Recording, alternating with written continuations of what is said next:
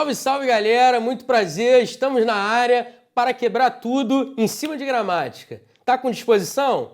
Ou tá cansadinho? Não, cansadinho não pode, tem que estar com disposição, beleza? Porque a gente tem muita coisa pela frente para até o INSS estar preparado, beleza? Vem comigo, olha na telinha, vamos lá. Hoje é sem papo, hoje é questão atrás de questão, então vamos nessa.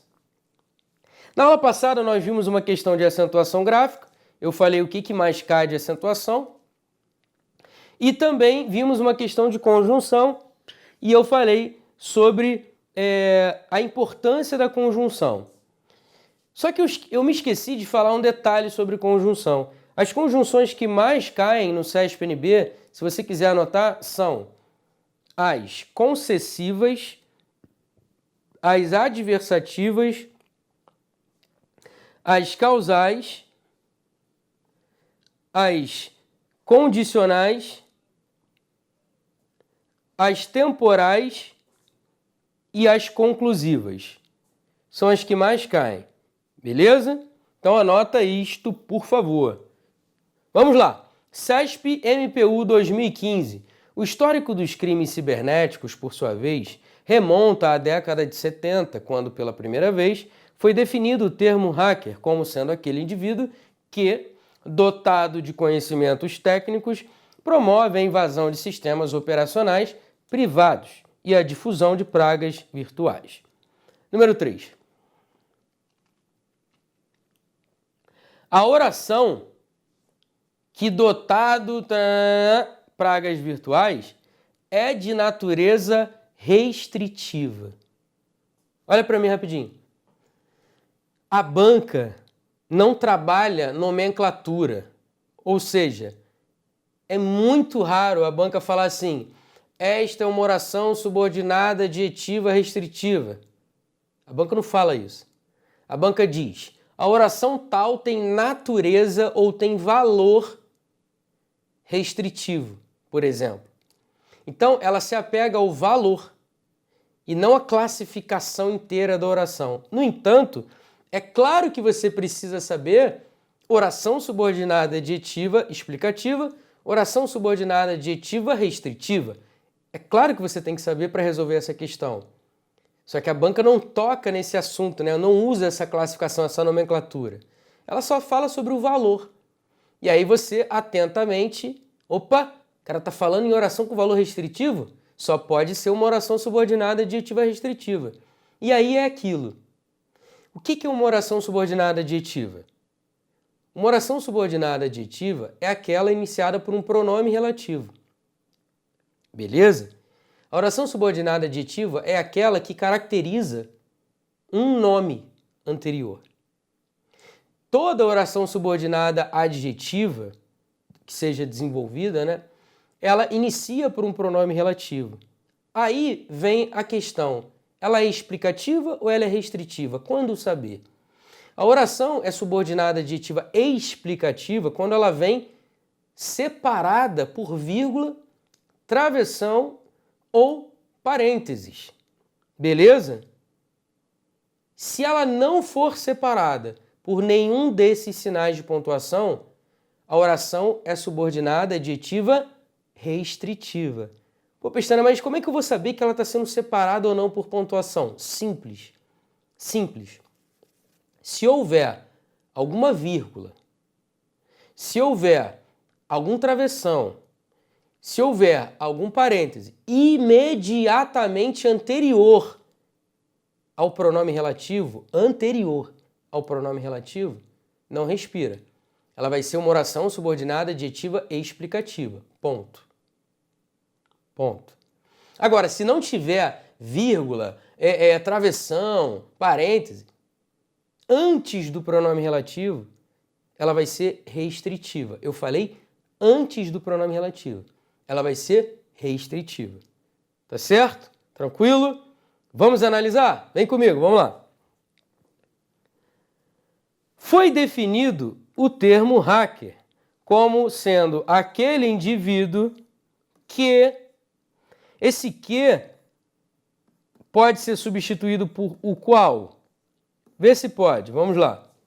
Foi definido o termo hacker como sendo aquele indivíduo que, ou seja, como sendo aquele indivíduo o qual, dotado de conhecimentos técnicos, promove a invasão de sistemas operacionais privados e a difusão de pragas virtuais. Observe que esse que é um pronome relativo porque ele equivale a o qual. Não só por isso que ele é um pronome relativo. Ele é um pronome relativo também porque ele retoma um termo anterior.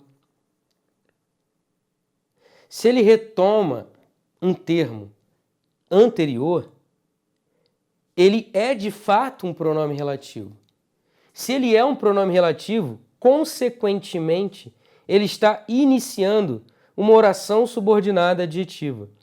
Ué, mas cadê a oração subordinada adjetiva? Bem, a oração subordinada adjetiva é como sendo aquele indivíduo que, agora, começa aqui, ó, que promove a invasão de sistemas operacionais privados e a difusão de pragas virtuais. Esta é a oração subordinada adjetiva. O que está aqui entre vírgulas é só uma expressão intercalada, tá certo? Não faz parte da oração subordinada adjetiva explicativa, necessariamente. O fato é, ela é de natureza restritiva ou ela é de natureza explicativa? Espero que agora a sua memória esteja em dia, porque eu falei agora há pouco o quê? Se vier uma vírgula antes do pronome relativo, ela vai ser uma oração subordinada adjetiva explicativa. Se não vier vírgula, travessão ou parêntese antes do pronome relativo, como aqui, não está vindo nada antes do pronome relativo, consequentemente, ela vai ser uma oração subordinada adjetiva restritiva. Logo, a afirmação da banca está completamente correta. Beleza? Então, número 3, certa resposta. Vamos lá, continuando. SASP TRE Goiás 2015, questão número 4. Caso a vírgula que sucede o vocábulo eleitoral. Naquela época, o voto não era universal. Para participar do processo eleitoral, requeriam-se 200 mil réis de renda líquida anual comprovada. Caso essa vírgula aqui fosse suprimida, o sentido do texto seria preservado, mas não a sua correção gramatical. A afirmação da banca está completamente correta. Beleza? O gabarito é certo. Olha o que a banca diz. Se essa vírgula aqui, depois de eleitoral, for suprimida, se ela for apagada da frase, o sentido do texto vai se manter. Ou seja, você não vai alterar o sentido do texto. Observe, leia de novo. Naquela época, o voto não era universal. Para participar do processo eleitoral, requeriam-se 200 mil réis de renda líquida anual comprovada. Note que o sentido continua o mesmo. O problema é que a correção gramatical não vai ser mantida.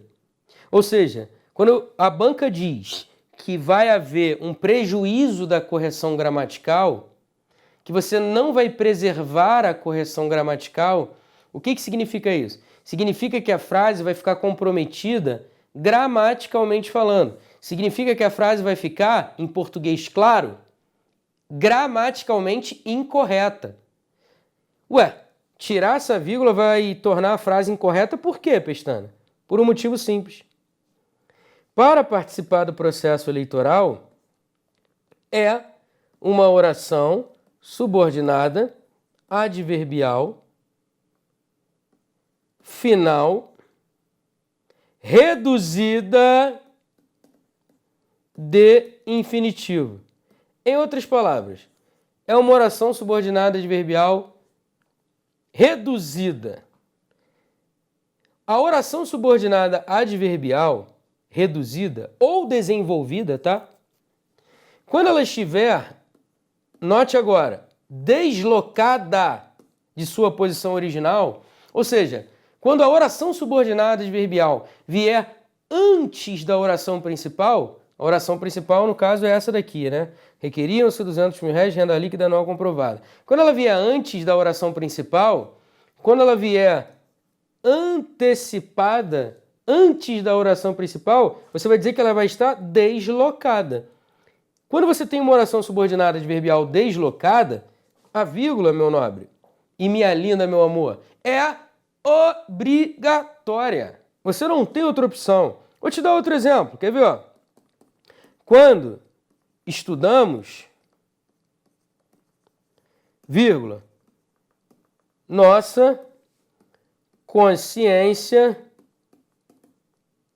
fica tranquila.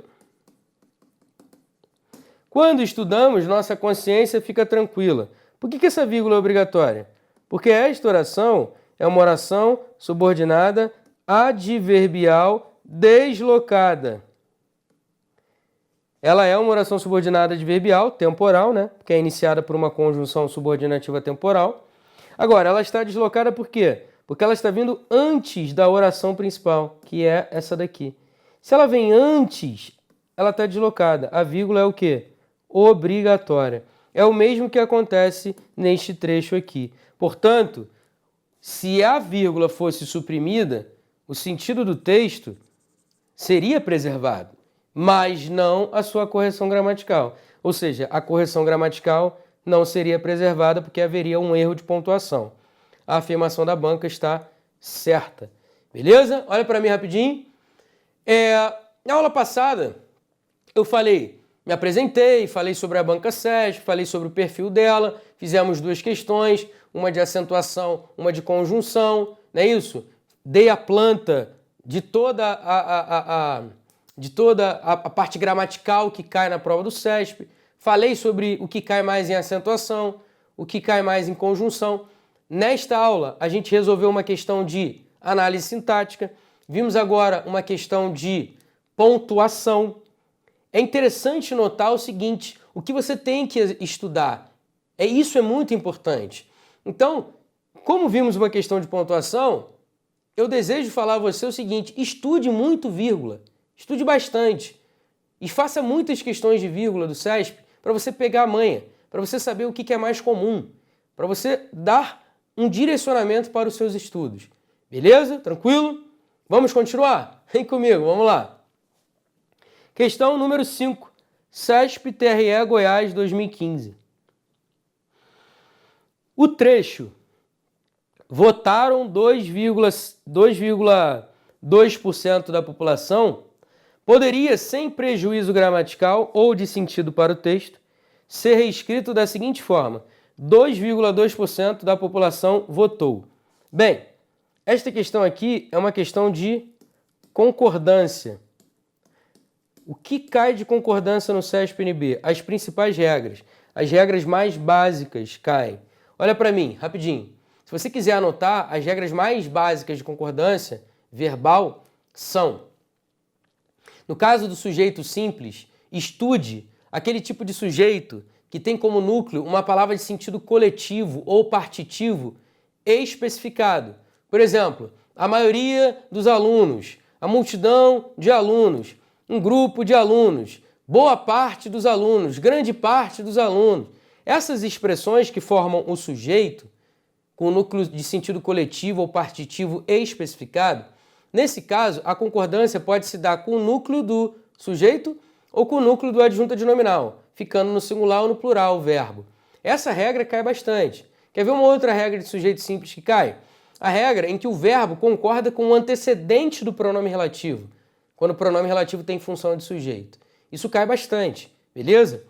O verbo concordando com o antecedente do pronome relativo. Isso é muito importante também, cai direto na prova do SESP.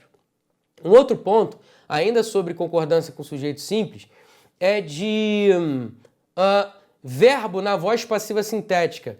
Verbo acompanhado da particular passivadora. Isso cai demais no SESP, demais. Porque a gente tem a tendência de colocar o verbo no singular, o verbo acompanhado da particular passivadora no singular, quando o sujeito está no plural. Isso é uma tendência do falante. Só que, de acordo com a norma culta, não está adequado, beleza? pelo menos para a maioria dos gramáticos, tá certo?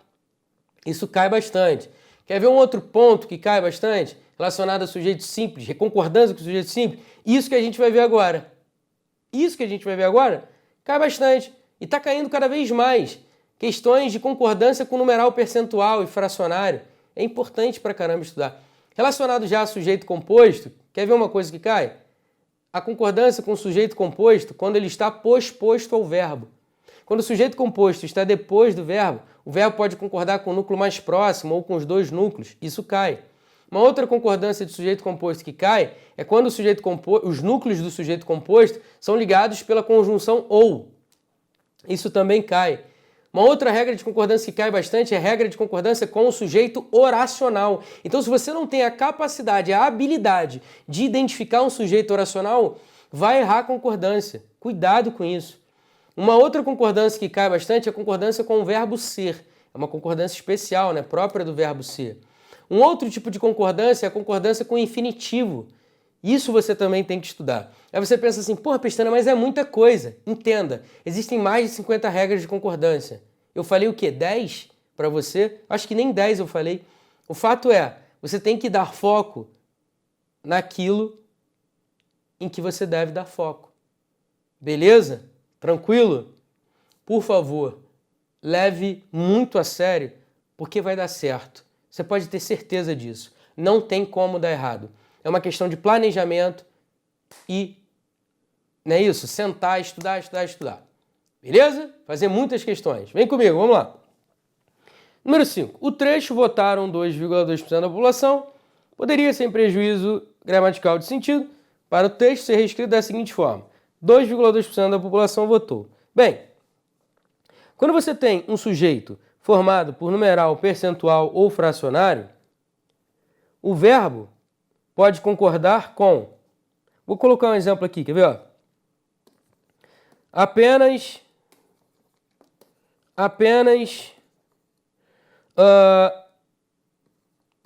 2,8%.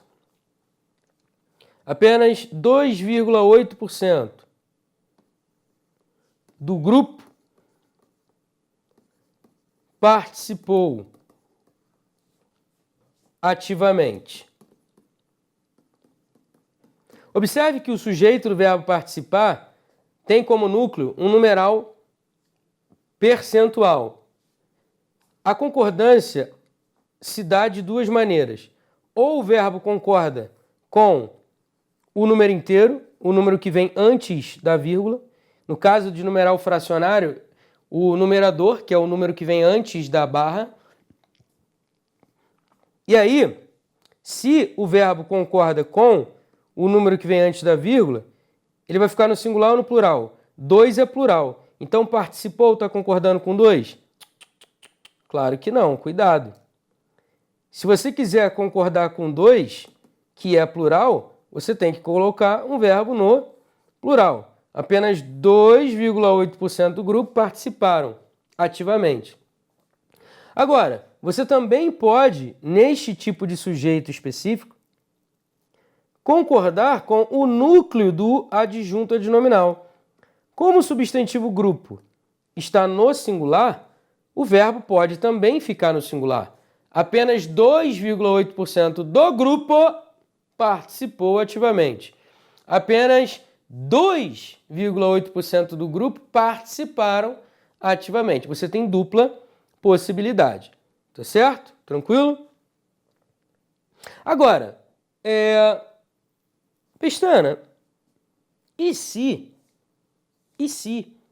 por exemplo, o número aqui estiver no singular, não for 2,8%, se for 1,8% do grupo. E aí como é que fica a concordância? Vamos ver. Apenas 1,8% do grupo participou ativamente. Bem, como o verbo pode concordar com o número inteiro, que é o número que vem antes da vírgula, ou com o núcleo do adjunto adnominal, e ambos estão no singular, você não tem outra opção, né? Se as duas possibilidades levam o verbo ao singular, o verbo vai ficar no singular. E se fosse, por exemplo, Pestana, 1,8% das pessoas, aí você passaria a ter dupla possibilidade novamente. O verbo concorda com o número inteiro, ficando no singular, ou o verbo fica no plural, concordando com o núcleo do adjunto adnominal. Apenas 1,8% das pessoas participou ativamente ou participaram ativamente. Beleza? Agora eu vou te dar outra possibilidade. Vamos lá. Vou apagar tudo isso e te dar uma outra frase. Tá certo? Para ver como é que você agiria no dia da prova. Por exemplo, se o sujeito desse tipo viesse depois, por exemplo, vem a lacuna aqui para você preencher com o verbo, aí vem aqui, 1,8% das pessoas. Nesse caso, o verbo pode ficar no singular ou no plural? Nesse caso, não. Porque quando o sujeito desse tipo vem depois do verbo, o verbo só pode concordar com o termo mais próximo. Então, participou 1,8% das pessoas e não participaram. A concordância, para se dar com o núcleo do adjunto adnominal, o verbo precisa estar do lado dele e não distanciado. Se estiver do lado, pode concordar. Se estiver distanciado, só vai concordar com o termo mais próximo. Beleza? Tranquilo?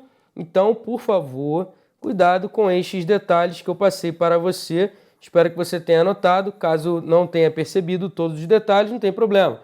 Volte o vídeo, assista de novo, faça as suas anotações. Se você tiver a minha gramática, tudo isso já está lá. Se você tiver o meu livro de tirar dúvidas, que é o meu livro verdinho, que eu não trouxe, infelizmente, isso também está lá na parte de concordância, na parte de concordância com porcentagem e numeral fracionário. Eu coloco todos os bizus lá. Tudo bem? Tranquilo?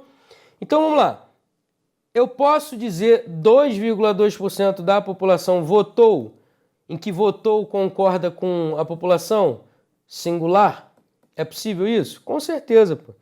Eu poderia dizer 2,2% da população votaram, concordando com o número inteiro, o número que vem antes da vírgula? Com certeza também. Resumindo, poderia, sem prejuízo gramatical do sentido, ser reescrito dessa forma? Poderia. Sem prejuízo nenhum. Nem do sentido, nem gramatical. O sentido é o mesmo e a correção gramatical se mantém. A afirmação da banca, portanto, está certa. Vamos para a próxima questão. CESP-TRE Goiás 2015. Dentre seus membros, elegia o Tribunal Superior, em escrutínio secreto, por meio de cédulas com o nome do juiz e a designação do cargo, um vice-presidente, um procurador, para exercer as funções do Ministério Público, tendo este último a denominação de Procurador-Geral da Justiça Eleitoral. Número 6. A expressão este último remete ao último órgão mencionado no período, o Ministério Público. Olha para mim rapidinho. Esta questão aqui é uma questão de coesão. E aí, a coesão pode se estabelecer de diversas maneiras. Por exemplo, você tem um texto, como esse que a gente acabou de ler. Entre as partes que compõem este texto que a gente acabou de ler, a expressão este último faz referência a um outro termo dentro do texto. Qual o objetivo de fazer referência e substituir este outro termo dentro do texto? Evitar a repetição e tornar o texto mais fluido. Beleza?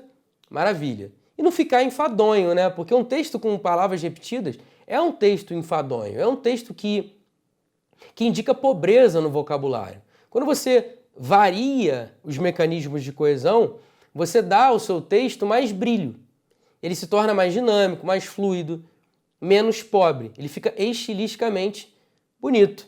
E fica mais bem organizado, né? Quando você usa corretamente os elementos coesivos. Agora, na prova, o que cai de coesão? Cai a coesão referencial e a sequencial. A coesão referencial é esta que a gente acabou de ver, em que você usou uma expressão se referindo a outra dentro do texto. Eu posso usar pronomes para estabelecer coesão? É claro que posso. Por exemplo, o aluno do Gran Cursos se classificou porque investiu muito nele. Ou investiu muito em si.